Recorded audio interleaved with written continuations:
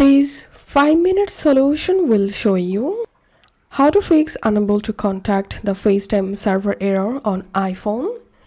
So if you're having trouble with your FaceTime, just follow these quick solutions to fix this issue. The first solution is offload FaceTime. Go to settings, tap on general, iPhone storage, tap on FaceTime, offload the app and reinstall it, and then check the issue. And the second solution is log out from your FaceTime. Scroll down and tap on FaceTime. Tap on your Apple ID. Tap on sign out. Once you sign out, sign back in and check the issue.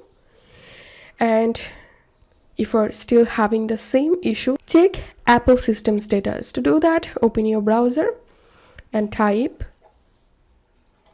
Apple system status.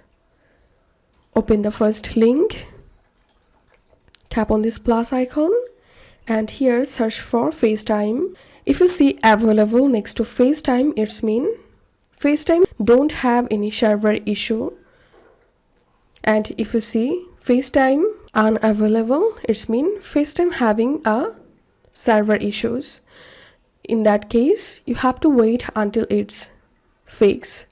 If you find this video helpful, don't forget to subscribe 5-minute solution.